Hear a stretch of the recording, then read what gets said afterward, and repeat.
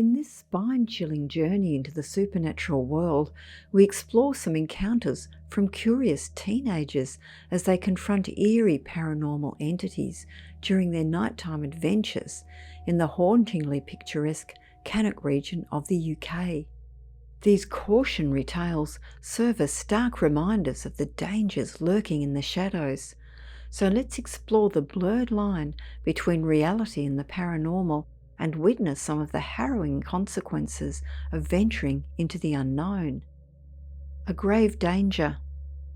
Established in 1882, Cannock Cemetery lies along Pye Green Road and is arguably the most picturesque burial ground in the entire region. Although the cemetery no longer accepts new burials, hundreds of graves are still visited by locals each week. Unsurprisingly, Cannock Cemetery has been the backdrop for numerous ghost stories over the years. Some visitors claim to hear voices whispering in the wind while placing flowers on their loved ones' graves. Others believe a malevolent gravedigger haunts the cemetery at night, claiming that anyone who trespasses onto the grounds at night and encounters him will vanish without a trace. Rumours of werewolves howling from behind the cemetery gates during a full moon persist, along with accounts of strange clumps of hair found on benches and walkways. Though some of these tales may seem far-fetched, many experts are convinced that significant paranormal activity occurs at the Cannock Cemetery site. The following events took place on Halloween night in 2021, prompting two teenagers to willingly seek a church blessing for the first time in their lives. Kyle and Charlie typically spent their Friday nights drinking with friends in Cannock Park. However, on this particular evening, they decided it would be more thrilling to embrace the spirit of Halloween by scaling the cemetery wall and enjoying their drinks in a creepier environment. The pair arrived at Cannock Cemetery at around 10 p.m. and proceeded to climb the wall and slip inside. They were smart enough to stay hidden, so they headed to the centre of the cemetery, out of view from the road. Finding a bench, they began drinking cans of Tennant's Super. Kyle recounted a ghost story his grandmother had shared about a spirit that inhabited her childhood home. Allegedly, she had sensed the presence for months before it finally revealed itself to her one morning as she lay in bed. Exasperated by the constant feeling of being watched, Kyle's grandmother decided to confront the spirit and demand it show itself. Moments later, a tall elderly man materialized in her bedroom and approached her bed.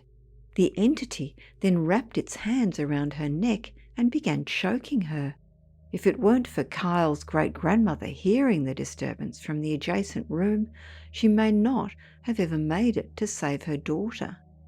After the incident, the family chose to move to a different home.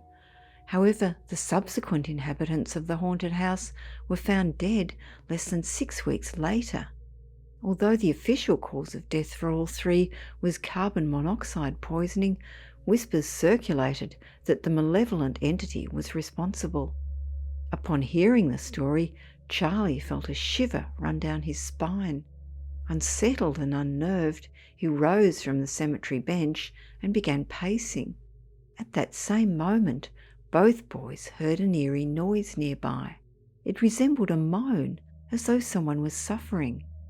"Hello!" they shouted into the darkness, only to be met with more moaning. Feeling compelled to investigate, they set their beers down and ventured toward the sound. As they approached, both boys spotted something shifting behind a tombstone. Then a voice emerged from the shadows. "You shouldn't be here, disrespectful boys. Do you know what we do to miscreants like you?" the voice thundered. "Come here and I'll show you," it continued. Without hesitation, the two frightened trespassers sprinted away.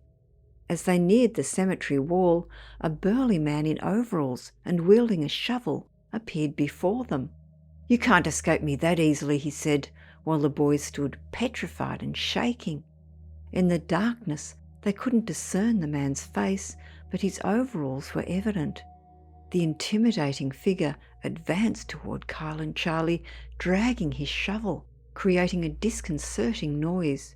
"What do you want from us?" the boys cried, with the menacing man just a few feet away. "I want you and your kind to leave this graveyard and never return," he retorted, raising his shovel and gesturing at the pair. Not needing further warning, Kyle and Charlie resumed their flight toward the graveyard wall. The ghostly gravedigger observed them intently. Just as they were about to reach safety, Kyle noticed that Charlie had seemingly disappeared. "Charlie, where are you?" Kyle yelled, alarmed. "Down here," his slightly inebriated friend responded. Unbeknownst to them, freshly dug empty graves lay near the wall, and Charlie had tumbled into one. Kyle quickly bent down, offered his arm, and helped his friend out. As they started climbing the wall, they heard the words, "Next time I'll bury you boys alive," from the darkness. Though they managed to escape this time, Kyle and Charlie vowed never to trespass into the cemetery after dark again, and urged others to do the same. Did the boys truly encounter the legendary phantom gravedigger at Cannock Cemetery, as others have claimed? The description and the entity's words suggest so. However, spirits are known for their trickery and deceit, and it's possible they faced something far more malevolent. Regardless, it would be wise for anyone to avoid the cemetery at night, as the next encounter could have far grimmer consequences. Sirens on Hensford Hills. Hensford Hills, a nature reserve connected to Cannock Chase Forest by some woods near Rawnsley, is a popular spot for walkers and ramblers. It has also been a favourable place for teenagers to hang out when skipping school. At the top of Hensford Hills lies a racetrack where professional drivers from all over the UK come to compete. Operating for more than 50 years, the raceway boasts the fastest quarter-mile oval in all of Europe. The story begins in 2018, when 14-year-old Danny left Hensford Raceway after an evening of entertainment. Although he attended the event with his school friends, he chose to walk home alone since they lived in the opposite direction. Danny's parents' house was near Kingsmead High School, and he should have arrived home in less than 10 minutes. However, due to a terrifying paranormal encounter, the short journey ended up taking him over 12 hours. Exiting the gates of Hensford Hills Raceway, Danny had to traverse the nature reserve to reach civilization. Although the distance was less than a mile, the area was eerily dark and unnerving that evening. As he hurried through the woods towards his parents' house, Danny was suddenly drawn to an unusual sound emanating from behind the trees. A girl's soft, enchanting singing. He listened carefully. Turning on his phone's flashlight, Danny walked into a dense cluster of trees, following the sound. Yet, no matter how far he went, the singing never seemed to get closer. Hoping to find the girl and compliment her incredible voice, Danny continued deeper into the woods until the singing abruptly ceased. In the brief silence that followed, a gentle female voice said, "Follow me." The singing then resumed, and Danny, captivated, ventured further into the wilderness. After several minutes, it seemed as if Danny was finally getting closer to the enigmatic girl. The singing grew louder and more mesmerizing with each step. Entranced, he forgot about going home, focusing solely on finding the mesmerizing singer. Suddenly, Danny caught sight of her, dressed entirely in white, with a daisy chain in her hair. The blonde girl gazed into his eyes and flashed a playful smile. "Follow me," she said once more in her velvety voice. Without hesitation, Danny took a few steps forward, only to find the ground disappearing beneath him. He plummeted head first off what felt like a cliff, his body striking rocks as he fell about 30 feet before crumpling against the ground. Unconscious for 2 hours, Danny eventually awoke and, using his miraculously undamaged phone, called for an ambulance. So what occurred to Danny on that fateful night, you might wonder?